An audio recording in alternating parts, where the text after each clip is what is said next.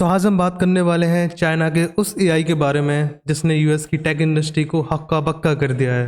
वो यूआई जिसने यूएस के स्टॉक मार्केट से $1 ट्रिलियन साफ कर दिए हैं। $1 ट्रिलियन, समझ रहे हो आप, इंडिया की जीडीपी का 1/3। तो डीप सीक इतना खतरनाक एआई है। तो मैंने सोचा कि क्यों ना इस डीप सीक एआई को अपने एचएससीसीजीएल की तैयारी में यूज करके देखते हैं और देखते हैं कि क्या ये यूजफुल है या नहीं, या फिर हम इसको किस तरीके से अपनी प्रिपरेशन में यूज कर सकते हैं।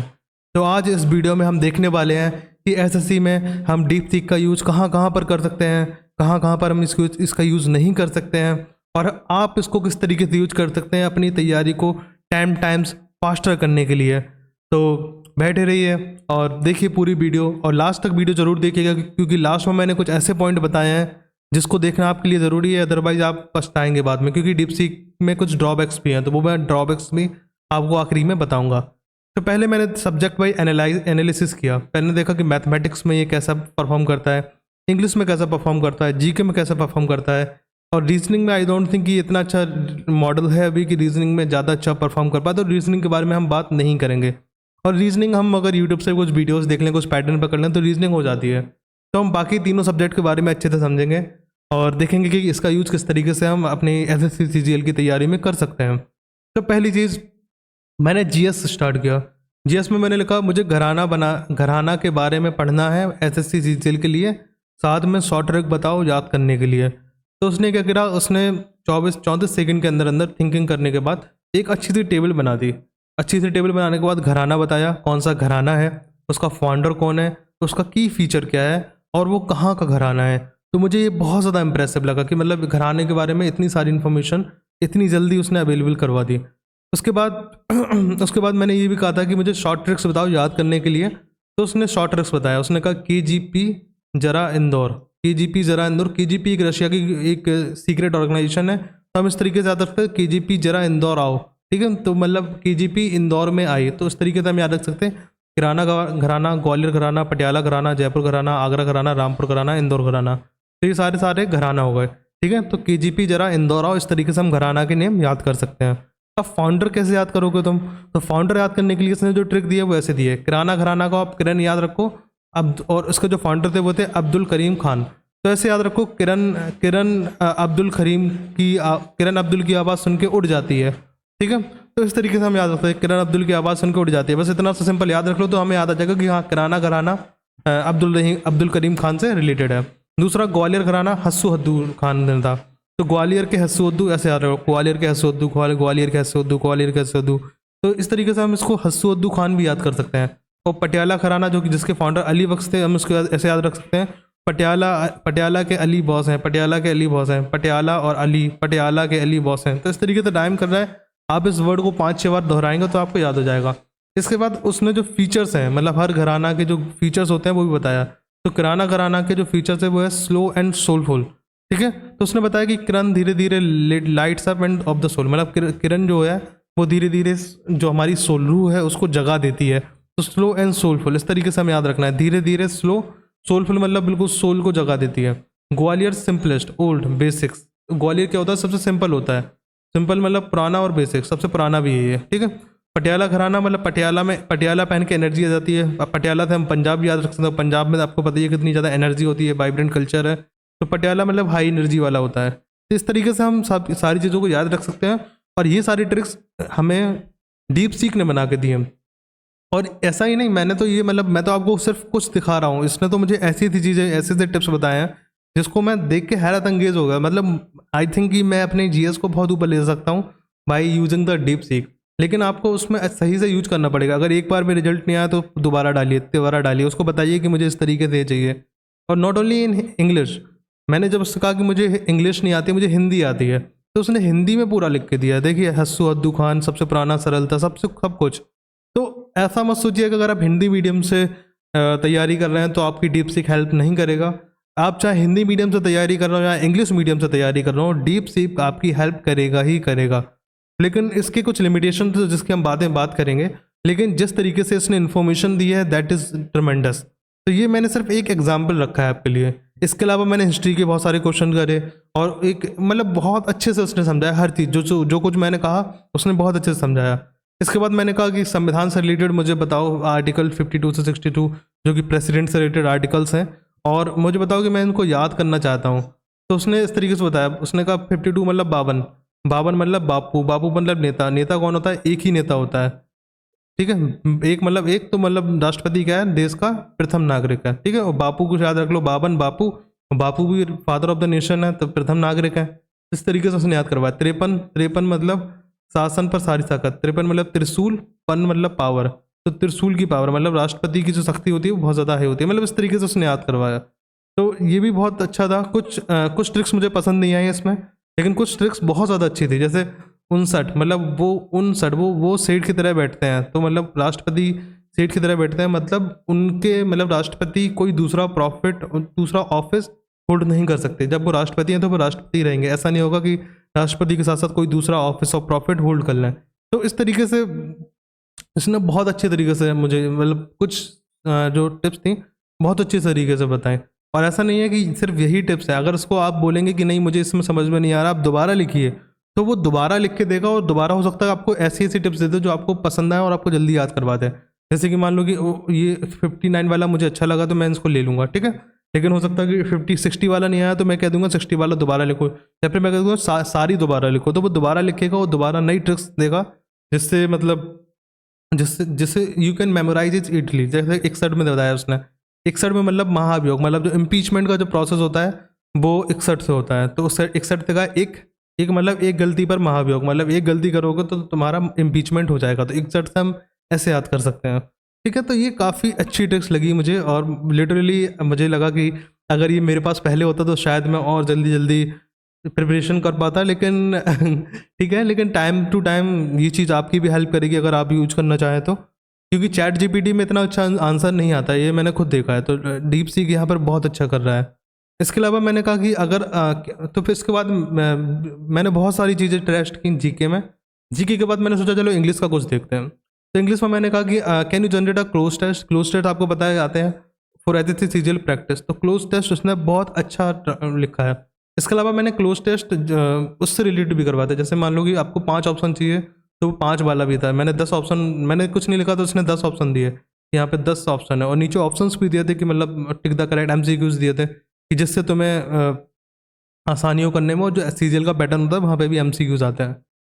तो क्लोज टेस्ट इसने बहुत अच्छा जनरेट किया, तो वो मैंने सॉल्व किया और देखा कि मतलब लेवल बहुत अच्छा है। इवन अगर आप बिगिनर हैं पूरे, अगर आपको बिगिनर है, आपको कुछ नहीं आता है, तो आप सिंपल क्लोज यहाँ पे लिख दीजिए कि मुझे ईजी वाला चाहिए, can you generate a cloze test ethical practice easy. यहाँ पे आगे ईजी लिख दीजिए, वो ईजी लाएगा। जब आपकी प्रैक्टिस ईजी हो जाए, ईजी में आप अच्छे हो जाएं, फिर आप मॉडरेट पे आइए। जब आप मॉडरेट में अच्छे हो जाए तो आप डिफिकल्ट में आइए। तो इस तरीके से आप अपनी एक प्रिपरेशन को एक एक डायरेक्शन दे सकते हैं, कि एक रिदम दे सकते हैं कि आप कैसे, किस तरीके से, किस रास्ते पे चलेंगे। इसके अलावा मैंने कुछ मैथ्स की प्रॉब्लम सॉल्व की।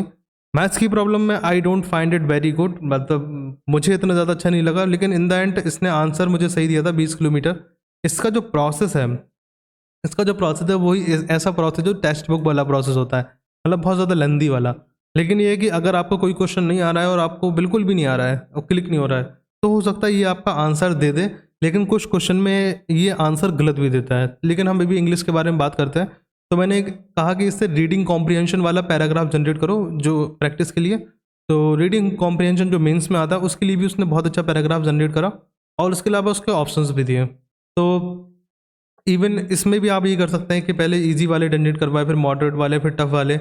इसके अलावा इसमें क्या है, इसमें एक फीचर है जिसमें आप वेब सर्च कर सकते हैं। क्या कर सकते हैं? Web search.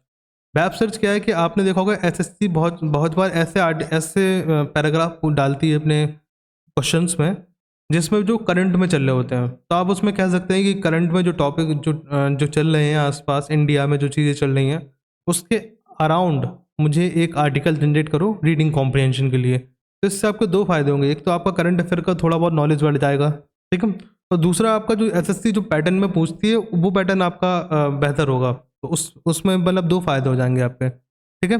तो फिर मैंने रीडिंग कॉम्प्रिहेंशन के अलावा मैंने एक्टिव पैसिव और एरर वगैरह ये भी देखे, तो इसमें भी बहुत अच्छा वर्क कर रहा था। मतलब इंग्लिश के लिए ये बहुत अच्छा है। जीके के लिए मैं कहूँगा कि 90% अच्छा है, लेकिन इंग्लिश के लिए बहुत ज़्यादा अच्छा है। मतलब आप इंग्लिश अगर आपने बेसिक्स आते हैं आपको, तो आप पूरी तैयारी आप यहीं से कर सकते हैं, प्रैक्टिस से लेकर सब कुछ। इसके बाद मैंने एक इसको जंबल वर्ड दिया जिसका जो आंसर था वो था ROQP। और तो मैंने इसको इमेज, इसमें इमेज भी हम डाल सकते हैं, तो मैंने स्क्रीनशॉट लिया, इसका स्क्रीनशॉट इसमें डाला और कहा सॉल्व इट। तो उसने देखो, उसने कुछ टाइम सोचा और उसने आंसर दिया ROQP। ठीक है, तो किस तरीके से उसने करा है कि मतलब identify the starting point, purpose add करो, एक्शन ऐड करो, कंप्लीट द एक्शन। तो मतलब इसने एक चेन बनाई है कि मतलब इस तरीके से हम सोचते हैं, तो और वो सोचने का तरीका हम भी सीख सकते हैं इससे। इसके अलावा मैंने इसको एक एरर डिटेक्शन वाला सब सेंटेंस दिया, नीदर ऑफ माई ब्रदर, ये सब चीज़ें। तो उसने देखो दो चीज़ें थी यहाँ पर, मुझे एरर भी पता करनी थी, एरर के अलावा इसका जो ग्रामेटिकल रूल है इसके पीछे उसको भी पता करना था। तो इसने क्या किया, इसने दोनों चीज़ें मुझे दी। पहले तो उसने बताया कि एरर कहाँ पर है, फिर एक्सप्लेनेशन एंड करेक्शन, मतलब उसमें करेक्शन किया उसने, और उसके बाद उसने बताया कि ये ग्रामेटिकल रूल्स कहाँ पे क्या यूज होते हैं, कहाँ पे क्या यूज़ नहीं होते हैं, कंपैरेटिव के लिए हम लोग क्या यूज़ करते हैं, कोड इज़ बेटर, ये सब चीज़ें उसने बताई। तो दैट इज़ ट्रमेंडस, लाइक इससे मतलब जो प्रिपरेशन में एक बूस्ट मिलेगा हम लोगों को। तो ये पूरा उसने बताया कि ये कहाँ पर हमने गलती करी, कहाँ पे गलती नहीं करी, एंटीसीडेंट क्या होता है, ये सारी चीज़ें उसने एक्सप्लेन करी इंग्लिश में। फिर मैंने उसको जो मैथ्स का क्वेश्चन मैंने पहले दिखाया था, वो मैथ का क्वेश्चन दिया था, उसका आंसर उसने 20 दिया था। तो 20 तो आंसर उसने सही दे दिया था, आंसर उसने सही दे दिया था, लेकिन उसका जो जो तरीका था वो मुझे इतना ज़्यादा पसंद नहीं आया। जैसे कि उसमें था कि Shreya had run a speed of 14 kilometre per hour instead of 7 kilometre per hour, he had covered 20 kilometre more distance. तो उसमें हमें बताया कि what is the actual distance covered by her. तो इस तरीके से सिंपल क्वेश्चन था, 20 आंसर आ जाएगा।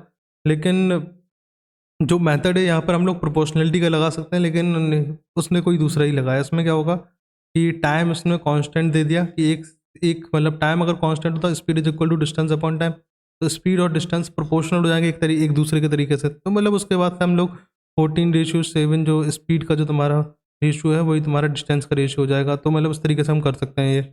लेकिन मुझे जो सॉल्यूशन इसने दिया वो पसंद नहीं आया, लेकिन एक तरीका दे दिया। मतलब अगर कोई क्वेश्चन में आप बिल्कुल अटक जा रहे हैं, आपको समझ में नहीं आ रहा है, आप क्या करना है, आप क्या करना है, आप क्या करना है, तो उस टाइम पर आप चाहें तो डीप सी का यूज़ कर सकते हैं एक ब्रेक थ्रो के लिए। लेकिन उसका जो मेथड होगा उस पर आपको वो नहीं करना है कि मतलब आप उसी मेथड से सॉल्व कर रहे हैं, क्योंकि वो मेथड से आप सॉल्व करने जाएंगे आपका एग्जाम कहीं नहीं निकले, कभी नहीं निकलेगा।